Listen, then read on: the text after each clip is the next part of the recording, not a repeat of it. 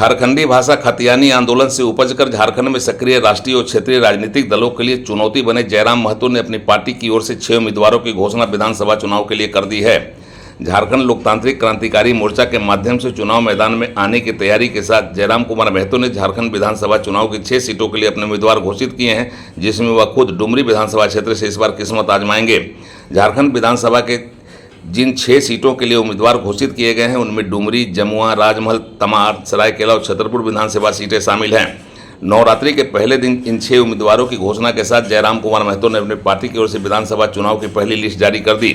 अभी उन्होंने पत्ता नहीं खोला है कि कितनी सीटों से चुनाव लड़ेंगे, लेकिन जयराम महतो की उपस्थिति इस बार के विधानसभा चुनाव में पिछली बार की तुलना में चुनाव परिणामों को प्रभावित करने की स्थिति में होगा। जयराम महतो ने पिछले लोकसभा चुनाव में कई जगह से अपने उम्मीदवार खड़े किए थे और लोकसभा चुनाव के अंतर्गत आने वाले विधानसभा क्षेत्र से उनकी पार्टी के प्रदर्शन ने उन्हें भविष्य के लिए उत्साहित किया, तो दूसरी ओर राष्ट्रीय और क्षेत्रीय दलों के लिए खतरे की घंटी बजा दी है। इस बार के चुनाव में जयराम कुमार महतो की राजनीतिक मजबूती को देखते हुए विधानसभा चुनाव की तैयारी में लगे विभिन्न दल अपने एक एक उम्मीदवार को हर तरह से आंक रहे हैं, ताकि मैदान में उतारने में कोई ऐसी चूक न हो जाए जो सत्ता से दूर कर दे।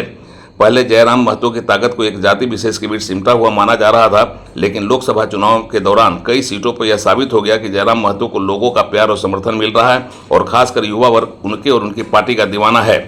जयराम महतो ने अपनी पार्टी की ओर से खुद को डुमरी विधानसभा क्षेत्र से उम्मीदवार घोषित किया है, जबकि जमुआ क्षेत्र से रोहित कुमार दास, राजमहल से मोतीलाल सरकार, तमाड़ सुरक्षित से दमयंती मुंडा, सरायकेला सुरक्षित सीट से प्रेम माडी तथा छतरपुर सुरक्षित सीट से प्रीति राज के नामों की घोषणा की गई है। डुमरी के जिस विधानसभा सीट से जयराम महतो ने अपनी उम्मीदवारी जताई है उस पर अभी झारखंड सरकार के मंत्री बेबी देवी का कब्जा है।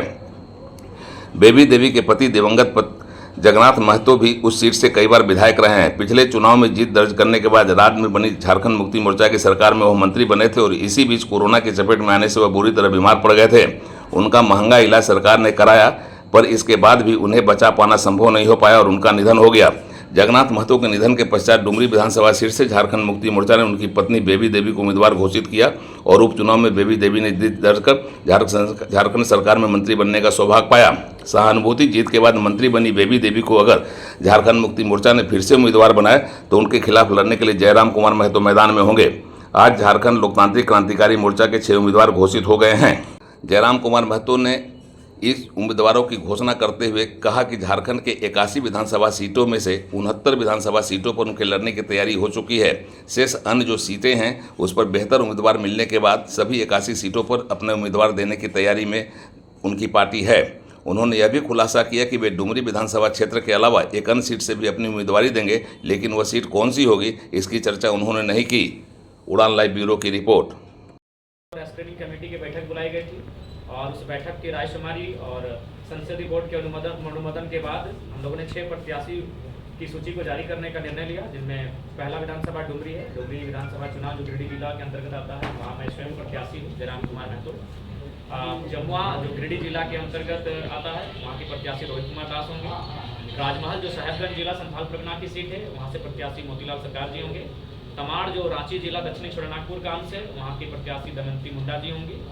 सरायकेला जो सरायकेला जिला कोल्हान प्रमंडल की सीट है, वहाँ से प्रत्याशी प्रेम माडी जी होंगे। और छतरपुर जो पलामू जिला पलामू प्रमंडल की सीट है, वहाँ से प्रत्याशी प्रीति राज होंगे।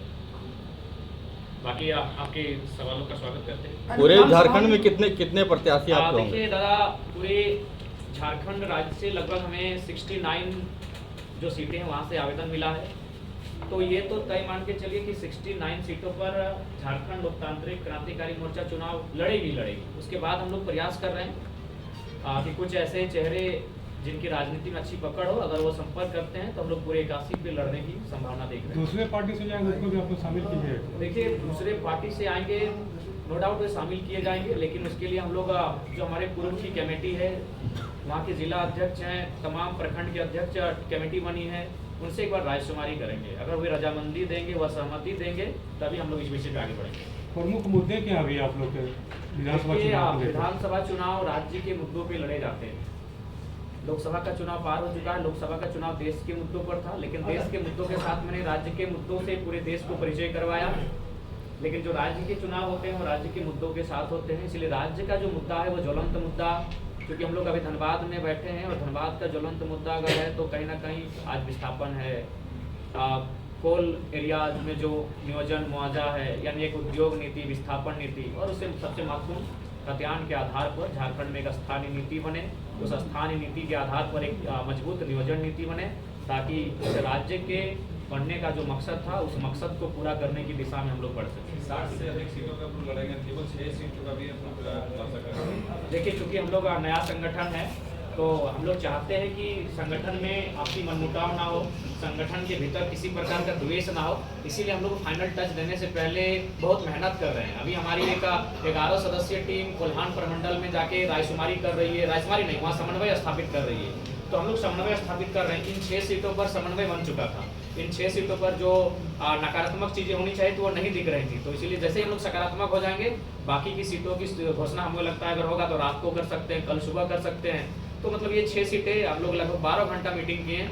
12 घंटा के निष्कर्ष के बाद हमें लगा कि ये 6 सीटें फिलहाल इन पर किसी प्रकार का मनमुटाव देखने की स्थिति में हम लोग नहीं थे। तो 6 सीटों से हम लोग से बात अब गठबंधन कहीं हो रही है क्या? अकेले डुमरी से लड़ेंगे कि और कहीं से भी लड़ेंगे? जी, हम और एक सीट से चुनाव लड़ेंगे और इसकी घोषणा तीसरे चौथे जब सूची जारी की जाएगी उस समय की जाएगी। कहीं गठबंधन हो रही है क्या? देखिए, चॉइस की अगर बात करें तो टुंडी मेरा घर पड़ता है। गोमिया ने मुझे निर्णायक लीड दिया है, गोमिया ने। उसके बाद बेरमो और मांडू भी मेरे चॉइस में आता है। तो उसके बाद अगर परिस्थितियां जैसी हो रही है, बागमारा में जिस दिन जो परिस्थितियां उस दिन उत्पन्न हुई, तो अगर बागमारा का समीकरण बनता है तो बागमारा को भी प्रीफर कर सकते हैं।